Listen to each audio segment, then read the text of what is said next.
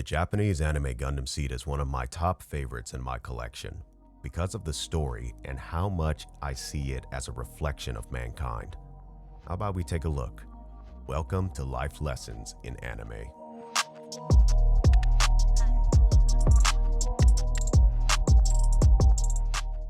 The Gundam Seed anime series is developed by Sunrise and directed by Mitsuo Fukuda. According to Wikipedia, it is the 9th installment in the Gundam franchise. The anime also received a high-definition remaster and has a sequel, Gundam Seed Destiny. The story of Gundam Seed involves tensions among human beings whom, with advancements in biological technology, have generated a division among them by genetic definitions. Naturals, a term for those who were born from the womb of their mother with no enhancements whatsoever, and then coordinators, whom their genes were altered prior to birth, leading to heightened mental and physical abilities. Throughout the early days of coexistence between the two, coordinators were able to perform various tasks with greater skill and strength than naturals were. This led to extreme jealousy among naturals, which escalated to persecution and even hate crimes toward coordinators. To escape the animosity, coordinators migrated to outer space, developing space colonies known as the plants. However, the Naturals military organizations consisting of Eurasians, the Atlantic Federation, and the Natural Human Supremacist group known as Blue Cosmos launched a nuclear attack at one of the plant colonies, Junia 7, with the common slogan recited, "For the preservation of our blue and pure world." Following this heinous attack, the plants responded by installing neutron jammers into the Earth's crust, therefore stopping all forms of nuclear reactions on Earth. With anger, rage, and hatred on both sides, Earth and the plants would be consumed by one of the worst forms of interaction, war. So moving forward, I would like to share the life lessons I noticed in this series, starting with the first 5 episodes. Number 1. Jealousy is never a valid excuse to attack anyone. For us to attack each other out of jealousy or supremacy is, by common sense and reality, beyond reason. And knowing this, some of us try to furnish whatever excuses we personally believe will be accepted. Sometimes we will even attempt to force people to accept our flawed thinking for the sake of our own image, even when we ourselves have already destroyed it. A portion of naturals attacked coordinators out of jealousy, and then attempted to justify it with the tagline "For the preservation of our blue and pure world," as a means to label coordinators as monsters. Not only was there jealousy among naturals, there was also fear. When someone is able to do something better than the one observing, and they are insecure within their own character and talents, fear can take dominance and cause instincts of survival to activate. Therefore, the tagline by Blue Cosmos is inconsistent, as the motive is not to preserve a blue and pure world, but to preserve a self-image. Plus, what in their actions actually represent purity? You may recognize this among our peers. When someone is different in whatever common cases, and they may also possess a higher skill set, some people will react with persecution toward the individual, sometimes as far as defamation, just to make themselves look or feel better. If we have to harm others just to elevate ourselves, what value do we really have to begin with? But that doesn't mean we have to stay there. Number 2. Altercations can happen anytime, anywhere, and to anyone. When there is hatred and arrogance in the hearts of people, there is a high risk that there will be little to no consideration about where they express it or who they express it to. We can be the most innocent of bystanders and still be caught in the crossfire. In Gundam Seed, we have tech college students Kira Yamato, Mirialia Howe, Tal Koenig, Kazi Buskirk, and Sai Argyle, along with many other bystanders, all directly caught up in the crossfire between the Earth Forces military and the plant military forces known as ZAFT, which stands for Zodiac Alliance of Freedom Treaty. And here's the wild card. The students were in a space colony named Heliopolis, which was a neutral territory. However, for some reason, weapons development was taking place on this neutral colony for the Earth Forces. How many times have we been somewhere, most likely minding our own business, and either we ourselves or someone else are suddenly attacked by a stranger, to which the reasoning in that point in time happens to be of prejudice and or hate? So when we ask why something like that is happening to us, understand that bad things happen to good people too. Sometimes it's not anything that we did, but just that we were at that particular place at that time, unknowing to us what was to happen. When it comes to war and even interpersonal conflict, with untamed temperaments, no place is safe. Number 3, war and conflicts can challenge morality and mental health to the limit. In the military, orders from superior officers are to be followed, and disobedience thereof can lead to severe consequences. In war, there is a strong urge for survival, and the common way to survive in that atmosphere is to eliminate the defined enemy. But who is the actual enemy, and under what basis makes them an enemy? Atherin Zala, a Zaft soldier and coordinator who enlisted after the death of his mother caught in the Junius 7 nuclear attack, encountered his long-term friend Kira Yamato, who is also a coordinator, during the attack at Heliopolis, and they were shocked to see each other under such circumstances. With evacuation lifeboats unavailable to the 5 tech college students and now somewhat involved in the battles at the colony, Kira, who was pushed into the cockpit of the GAT-X-105 strike mobile suit by Maru Ramius, intervened in the operation of the mobile suit to save his friends, who are naturals, from the attack by the Zaft mobile suit. And just like that, Kira became involved, and all he wanted to do was evacuate, but when unable to and dragged in, also had to do what he felt was necessary to save his friends. This is a decision we all have to make at times when altercations occur and we are direct witnesses. And if someone is going to get hurt and we have the undeniable ability to affect the results of the altercation, do we intervene or do we stay back? To which at that point, if we do intervene, afterwards, we may be looking at scenarios where we are directed by authorities to give statements, appear in court, etc. After treating an injured Maru and assistance with the strike, the tech students found themselves under a certain detainment since they viewed highly classified military equipment.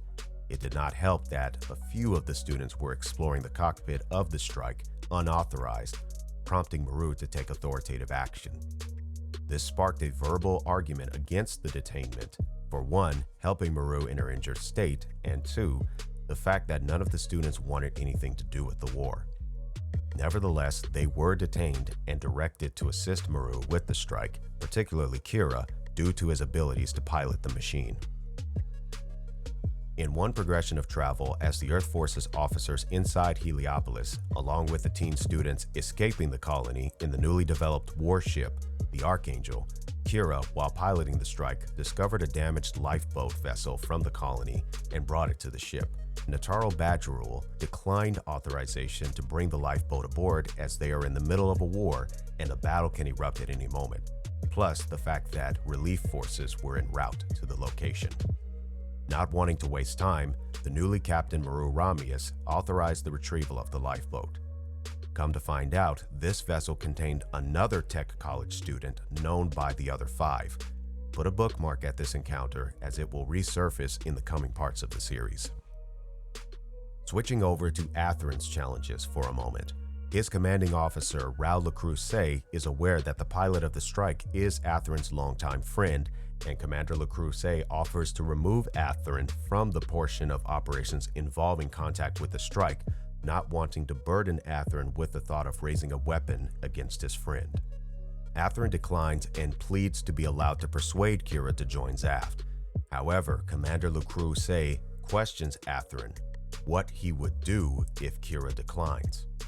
It should also be remembered that another friend of Atherin's and fellow Zaft soldier, Miguel Ayman, was slain by the hands of Kira. While it was in self-defense, the overall atmosphere of the situation is that they are in the middle of a war, and in the eyes of the military, anyone who raises a weapon against them will be considered an enemy. Atherin responds that he will apply the necessary elimination tactics on Kira should he refuse. However, Atherin's facial expression is clearly not of confidence, but sadness. These are tough decisions we ourselves have to make at times. In a scenario where a loved one of ours acts out of line and has no desire to reconsider their actions, We have a choice whether to continue in vain to persuade them, or in a less extreme case than Gundam Seed's circumstances, leave the person be until they are ready to reconcile properly. And if they act out to the point their actions are a threat to our own safety and others, will we take the appropriate action to stop the threat, even if it means the ultimate form of sacrifice? Moving back to Kira, still agitated with having to pilot the strike, he continued reluctantly as a means to protect his friends. Seeing the turmoil their friend underwent, a discussion involving Mirialia, Tal, Sai, and Kazi resolved in them agreeing to assist in the Archangel's operations, mainly as a means of supporting Kira. Therefore, the takeaway can be that doing things alone in such tense circumstances can be significantly discouraging, and in receiving help, especially from those you have a trusting relationship with, can lighten the burden. Upon launching out of the Archangel and into space for another battle, Kira is confronted by Athrun in the GAT-X303 Aegis and is questioned why Kira is siding with the Naturals. Kira responds that he is not with the Earth forces but is simply protecting his friends who are aboard the ship.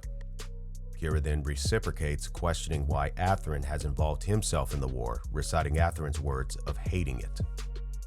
When it comes to conflict, loyalty is better placed in what is right and morally correct, not in taking sides based on particulars of affiliation. Every person is susceptible to misguided thinking. Therefore, use of the moral compass stands a better chance of proper resolve than only personal views. When each party takes responsibility for their actions and applies the proper correction, conflicts are less likely to escalate to war or interpersonal conflicts.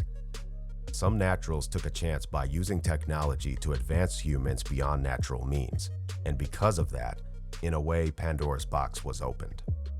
Even so, this does not give Naturals the right to try correcting their supposed mistake by way of mass genocide. At the same time, there was mention of some coordinators talking down about Naturals, so there is now an argument among some coordinators that Naturals should no longer exist, as if they are somehow now obsolete. So you have the arrogance of some Naturals in false belief of their genetic purity, while with some coordinators, their false belief of their human evolution via genetics. There is no mention among either side in their corresponding views regarding character or integrity. The qualification of human existence is based solely on genetics from both sides. How many times do we see this with certain people treating others in disrespectful mannerisms? It appears this anime's top life lesson addresses the insanity of prejudice and maybe even racism and bigotry. In a battle between Kira, Athrun, and 3 other accomplices with Athrun, Kira was captured by Athrun and he attempts to take Kira back to the Zaft ship, the Vesalius. This was a direct disobedience of orders to destroy the strike, but Athrun attempts to justify the disobedience, addressing using the strike to their advantage if they capture it. However, Athrun's ultimate goal was to capture Kira. Kira, who attempted to break free, was pleaded by Athrun to stop struggling, so Athrun would avoid having to shoot him down. Ultimately, Athrun is trying to save his best friend from the common negative aftermath of war when on opposing sides. But the capture was interrupted by Commander Mula Flaga in the Mobius Zero Earth Force's mobile armor. By equipping the strike with alternative equipment, Kira and Commander LaFlaga were able to chase off Athrun and the other mobile suits that were in Zaft's possession. Forced to retreat and upon return to the Vesalius, Isaac Joule, who is shown to be significantly prideful and hot-tempered, unleashed a disappointment toward Athrun for his actions, to which it took the influence of Nicola Malfi to convince Isaac that venting his frustration on Athrun would not change the circumstances. This is something all of us struggle with one time or another. We oftentimes have a passion for what we do and pursue our tasks with a sense of excellence. But when it comes to working with others and they mess up, it is very tempting to become upset about missing the mark and vent our frustration out on them. In cases where a party is aware they dropped the ball, rubbing it in does nothing to advance the situation. Therefore, it is important for us to keep our egos and anger in check, as failure to do so can lead to carelessness, which can have devastating consequences. Meanwhile, back at the Archangel, the trauma of war has shown to take its toll on a few individuals in particular, one of them being Kira. Upon the cockpit of the strike being opened, Kira is shown severely shaken. Kira is not a soldier at this time. He had never been trained for the situations he encountered, and he had no interest in combat to begin with. Some of us have that same spirit in which we prefer more peaceful solutions in the face of conflict. However, when we are pushed to the point where we must fight, just as when an animal is cornered, we will fight by any means necessary until the threat is neutralized. However, the first experience in such scenarios is always mentally and emotionally overwhelming. Flay Ulster, who is Sai's arranged fiancé, is another apparent victim of the traumatizing effects of war. During battle, all kinds of noises filled the ship, from alarms to shuddering of the ship due to abrupt movement or weapon impact, weapons firing, etc. All of these elements of stimuli, with no clear perception of what is going on and no guarantee of the outcome to an untrained recipient, can lead to severely heightened levels of fear and anxiety. Even interpersonal conflicts can cause the same kind of trauma.